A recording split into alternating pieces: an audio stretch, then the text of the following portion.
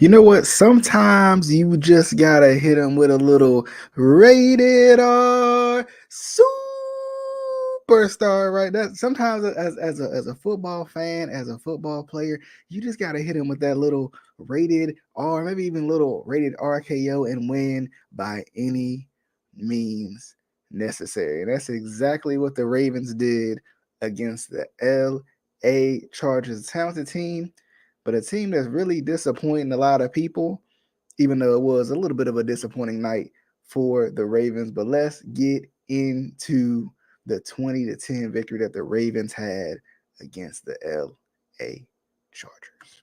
All right, welcome into Flock Nation Speaks. Flock Nation Speaks. Flock Nation Speaks, your Baltimore Ravens podcast, where we talk about the best team in NFL history. If you're a Ravens fan, I am a huge Joe Flacco fan. Wise Usher once said, situations will arise in our lives. I'm talking about shut down. Like you not throwing on Jimmy Smith. Joe is criminally underrated. Criminally, lock him up in cuffs. Criminally underrated. Lamar's put this team as a top 5 offense for the first time in 20 years. Got the arm talent. Jay Cutler had it too. I don't care about this argument against total TDs and all this. Oh, you want to talk about defense? Oh, until next time.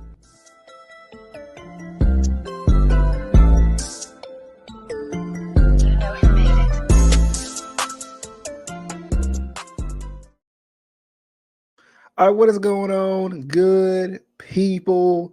Back at it again, DJ. I'm your host, and we're back at it. This is Flock Nation Speaks, and we back to talk about the best team in NFL history. If you're a Ravens fan, of course. I didn't even do it as good as, I think I did a better rated R superstar than I did best team in NFL history today. But anyway, we're gonna talk about this Ravens win against the LA Chargers, a team that really is surprised. I think coming into this year, looking at the way the schedule kind of had played out, the game against the Chargers was a big game, and it still was a big game.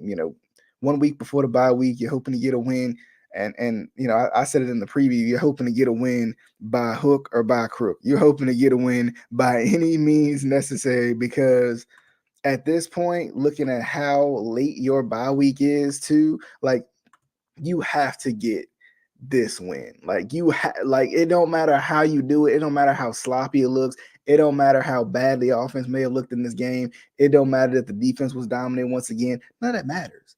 You have to win this game. And there was some moments in this game where I felt it was a little bit in doubt. I ain't even gonna lie to y'all. I felt a little bit like it felt a little bit like last year, where like you get up on a team, you feel like you got control, but you just can't maintain it for whatever reason.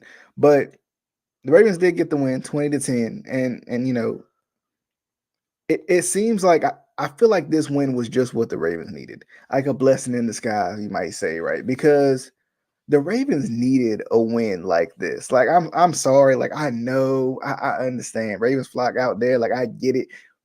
We want to see pretty offense and fireworks and 500 yards and Jackson fives, and I get it. Like, me too, right? Me too. I'm right here. We together. We together on this. We can daff it up. We together on that. Okay, we is cool. All of us want to see it.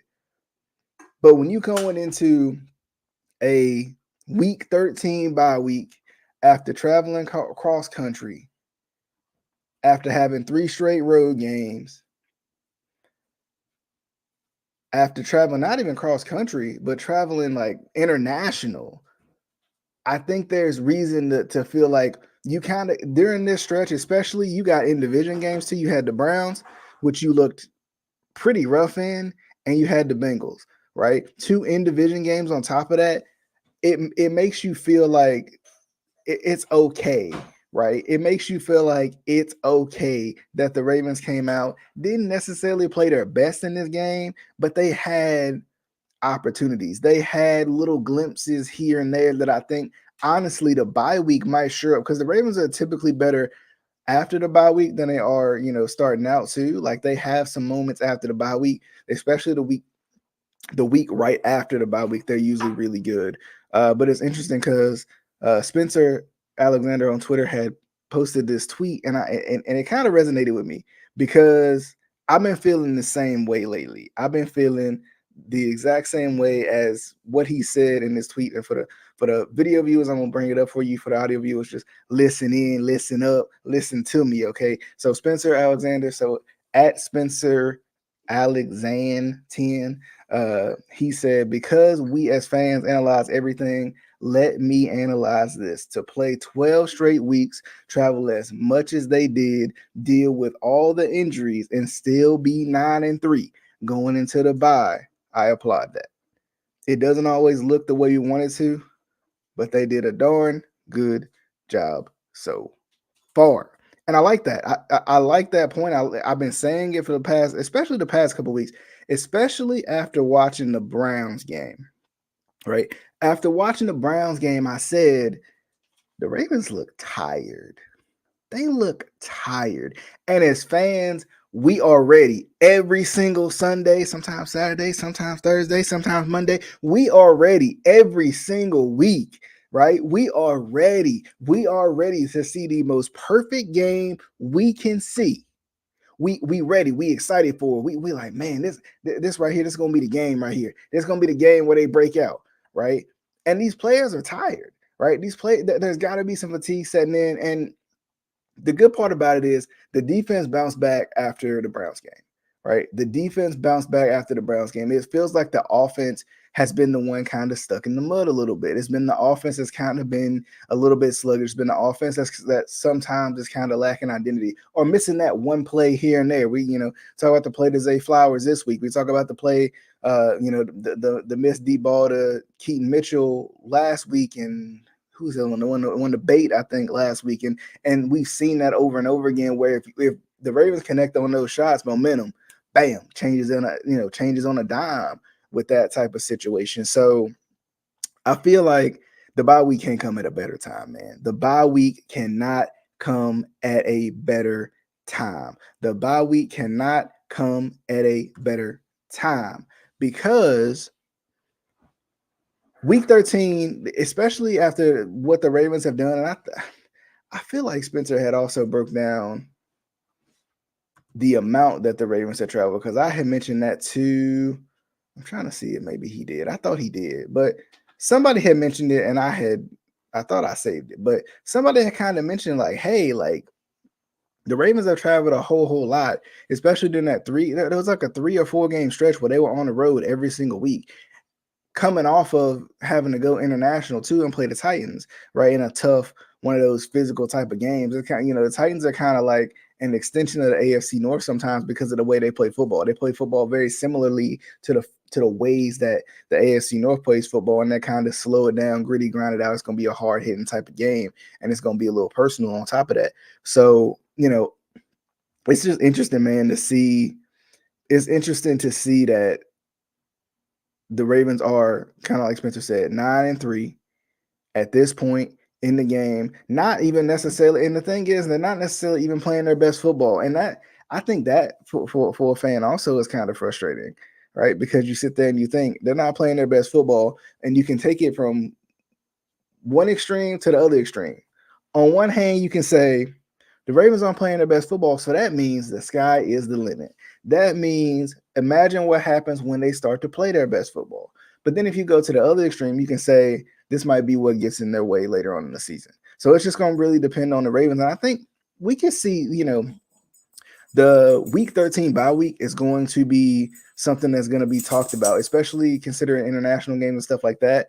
That's going to be something that's going to be talked about for years and years to come, not only for the Ravens and how it affects the Ravens, but just in general how it affects other teams, taking your bye week this late in the season. Does that get you refreshed late enough to kind of get yourself going, like kind of in perfect timing to get yourself going for a nice little playoff run? Or are you too fatigued? It's too, you too far gone at that point. And it's just, it's one of those frustrating situations. So we'll see what happens. But I personally think that the bye week is coming at the perfect time. Let's go through some of the stats that we saw in this game, and then I'm gonna get on out of here. Okay, I'm gonna get on out of here. I'm gonna let y'all go on back to y'all's business, whatever y'all was doing. But let's let's talk about some of these stats. So the Ravens got the victory 20-10 in a game that felt, I think, even though the Ravens pretty much dominated this game, it felt closer than I think especially the final score indicated, because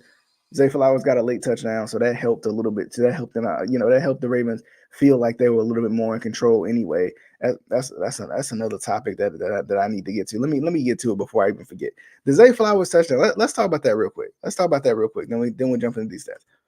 The Zay Flowers touchdown. First things first, what do y'all think about it? Because I know a lot of people are like, Zay's got to get down, and you know Zay's got to get down. He he can't score on that because it's putting the defense back out there. That might get, somebody might get injured, whatever. This is me talking, the fan in me talking a little bit at this point too. I think if we extend in the lead to still one possession game or something, then I think we can talk about it a little more. But the fact that it extended it to 10 and it made it 10 times harder for the Chargers to have to come back into this game, considering how the defense have played too, I think you have to be okay with him scoring right there. For me, right? For me, like, we talk about this, it's crazy. We always talk about this foot on neck mentality, right? We talk about putting teams away when it's time to put them away. Well, scoring a touchdown is going to put that team away, because it's not like you got a 4-point lead and then you score, you're going to take a 3-point lead. They still can kick a field goal or score on you and win, and you leaving them too much time. We talking about going from a 3-point lead to a 10-point lead, to the point where you putting the game away with that score. I understand both schools of thought on it, but I just don't agree. I think you go and we talk about this foot on neck mentality, but you execute it by him scoring right there, right? You kind of take the will out of the Chargers that late in the game, and it looks a little better on the box score too, because the 3-point lead we had, 13 points that we had, was not looking too good for the offense. 20 points, it don't look perfect, but look a little bit better. Look a little bit better. But let's talk about these stats, man. Let's talk about these stats, because for me, statistically, this wasn't the greatest offensive output. It really wasn't. Let's bring it back up. It really wasn't. Lamar Jackson led the team in passing, of course, but Justin Herbert had the overall total, total yards. Both had one TD apiece, because the Zay Flowers' second touchdown that he had of the night was a kind of not reverse, a jet sweep. So it was a handoff technically. But Lamar Jackson 18 of 32 for 177 and a TD. Justin Herbert was 29 of 44 for 217 yards, one TD and one pick. I really felt like the defense got after Justin Herbert in this game. It felt like, he wasn't comfortable. And I said this in the preview too. Like, I felt like this was the perfect opportunity to make Justin Herbert look normal, right? Let the defense kind of tee off on him and let Justin Herbert look normal, right? Let him look like, oh, this is the highest paid quarterback in the league, or this is one of the highest paid quarterbacks in the league. Are you serious? Are you serious right now? Are we for real? Like, let him look a little bit normal, because it was interesting, because on the other side now, albeit Justin Herbert did extend some plays and make some plays against the defense, which is a weird thing that the defense is giving up. But at the same time, it shows how special I think Lamar is on the other end too, right? Justin Herbert is good. I like Justin Herbert. I think he's a really good talent too. But it shows, like, with Ronnie Stanley being pushed right in the Lamar Jackson's lap at times, with even the different stunts and stuff that the Ravens has shown. It shows how having somebody that is as mobile as Lamar Jackson is, how it's almost like a game changer in the game. And that's why organizations are looking for guys who are really athletic and can at least move, not necessarily even really athletic, but can, at least extend the play a little bit. Mahomes does it all the time, and that's why Mahomes is, that's another reason why Mahomes is great, is because he can extend the play, and it can be dangerous making guys cover for as long as they have to cover. Same thing with Lamar Jackson and what he was doing in this game. Keaton Mitchell led all rushers with 9 carries for 64 yards. Let's jump into the all stats situation here. Let's see what the I know Keenan Allen had the 14 receptions. So for 106. So it felt like he did well, but it felt like they kind of kept him hemmed in for the most part. Like he had a lot of the one thing about the Ravens defense that I feel like was lacking in years past, but is spot on right now, is the lack of giving up big plays. Especially, I want to believe last year, if I'm not mistaken, I want to believe that last year was the year where they just struggled to not give up big plays, right? It will be one or two big plays in the game that will put the game away. And this year they have shut that down. That has not been something that's been happening. So, it's very interesting to see Keenan Allen having that many receptions, having that many yards too with the 106, averaging 7 yards per play, but still not really having to worry about big plays. Gerald Everett, 4 receptions for 43 yards. And then Austin Ekeler had 5 for 32 and a couple of 1s and 2s throughout. What they did. Having Justin Herbert as a leading rusher as well shows how well this defense is playing. The defense was dominant. Like I think there's no other way to put it. Like the defense holding this team with this talented cast to, and I know they got injuries and stuff too, but holding this team with this talented cast to 10 points is huge for this defense. Now on the other end, Keenan Mitchell led the Ravens in rushing, which is nice to see, and you can just see that kind of zip that he has, that kind of that burst that he has, that like it feels like no other running back on this team really has. Even when Justice Hill, who's the only kind of comparable back in the way that they run the football, it's not even near. It's not even near. Gus had 8 carries for 26 yards, so I mean he didn't really have a great game.